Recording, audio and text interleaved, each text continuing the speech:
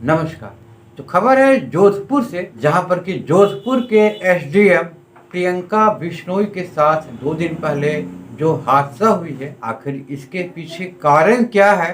बता दें कि प्रियंका बिश्नोई राजस्थान के जोधपुर में एसडीएम पद पर तैनात थी।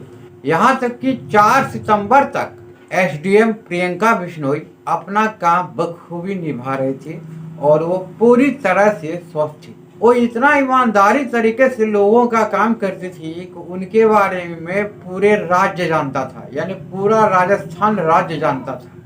कोई ऐसा राजस्थान का अधिकारी नहीं हो जो एसडीएम प्रियंका बिश्नोई के बारे में नहीं जानता।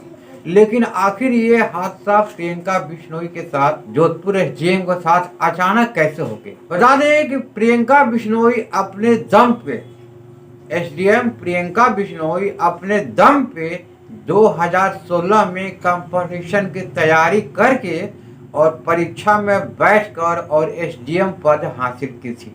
2016 में प्रियंका बिश्नोई जो जोधपुर के एसडीएम थी, जिनका हाल ही में 2 दिन पहले एक हादसा हुआ अहमदाबाद अस्पताल में, वो 2016 में एक कंपटीशन में बैठी और अपने बलबूते पे, अपने दम पे उस परीक्षा को पास कर और जोधपुर में एसडीएम के पद पर तैनात हुई। 4 सितंबर तक सब कुछ ठीक ठाक चल रहा था। प्रियंका बिश्नोई बिल्कुल स्वस्थ थी, 4 सितंबर तक स्वस्थ थी, यहाँ तक कि 5 सितंबर तक भी स्वस्थ थी। 5 सितंबर तक भी स्वस्थ थी।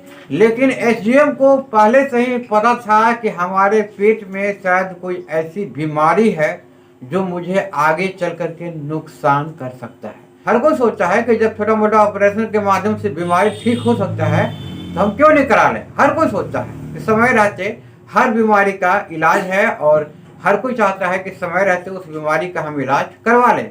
यानी 5 सितंबर तक एसडीएम प्रियंका बिश्नोई बिल्कुल स्वस्थ थी और वे सोची कि क्यों ना हम इसका ऑपरेशन करा लें और एक जो दिमाग पे टेंशन बना हुआ है इससे हम छुटकारा पा लें। उसके पहले बिल्कुल स्वस्थ थी, अपना जैसे आते थी ऑफिस, अपना ऑफिस ऑफिस की काम धाम करते थे और अपना घर जाते थे। और वो इतना ईमानदार और साफ छवि का एक अधिकारी थी कि यहाँ तक कि उनके हादसे पर राजस्थान के मुख्यमंत्री ने भी ट्वीट करके दुख प्रकट किया।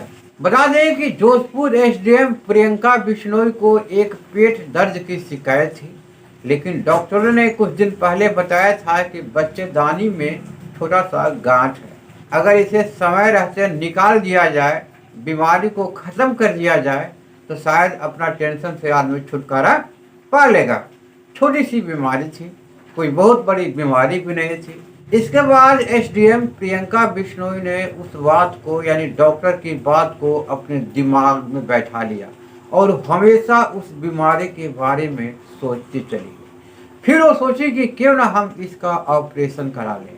और हर कोई सोचता है कि छोटी मोटी बीमारी है तो क्यों ना हम अपने शहर के ही अस्पताल में इसका इलाज करवा लें। हर कोई सोचता है कि छोटा मोटा बीमारी है तो क्यों ना अपना नज़दीकी अस्पताल में ही हम इसका इलाज करवा लें, बाहर दूर जरा जाने से क्या फ़ायदा। हर कोई सोचता है। इसके बाद एसडीएम प्रियंका बिश्नोई 5 तारीख को जोधपुर के ही वसुंधरा अस्पताल पहुंची। यानी जोधपुर की ही एसडीएम थी और जोधपुर के ही वसुंधरा अस्पताल में पहुंची। डॉक्टरों ने चेकअप किया और ऑपरेशन करने की सलाह दी। इसके बाद प्रियंका बिश्नोई ने अपने घर वालों को सूचना की। उसके घर वाले पहुंचे और 5 सितंबर की रात को प्रियंका बिश्नोई का ऑपरेशन हुआ। जबकि ऑपरेशन के पहले एसडीएम प्रियंका बिश्नोई बिल्कुल स्वस्थ थी, किसी प्रकार का कोई दिक्कत नहीं था। बस वो इसलिए अस्पताल पहुंची थी ताकि ये छोटी सी बीमारी है तो फ्यूचर में आगे चलकर कहीं कोई बड़ा शिकायत न हो। 5 सितंबर की रात प्रियंका बिश्नोई का ऑपरेशन हुआ।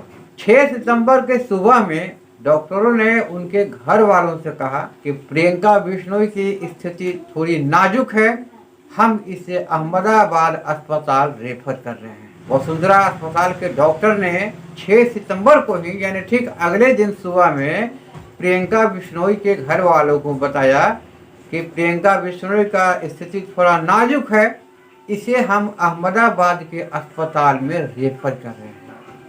आखिर इतनी छोटी सी ऑपरेशन, इतना छोटा सा बीमारी और इतना बड़ा हादसा का कारण बन गया। आखिर क्या वजह है कि उसे आप अहमदाबाद के अस्पताल में रेफर करने की जरूरत पड़ी? कहीं ऑपरेशन में कोई मिस्टेक हुआ या प्रियंका बिश्नोई के साथ कुछ ऐसा हादसा हुआ? इसके बाद अहमदाबाद अस्पताल में रेफर करने के बाद वहां पे प्रियंका बिश्नोई 15 दिन अपनी जिंदगी से लड़ती रही। 15 दिन प्रियंका बिश्नोई का अहमदाबाद के अस्पताल में इलाज चलता रहा और आखिरकार उन्होंने 16वां दिन दम तोड़ दिया। यानी 5 सितंबर को जोधपुर के वसुंधरा अस्पताल में एक छोटी सी बीमारी का ऑपरेशन हुआ।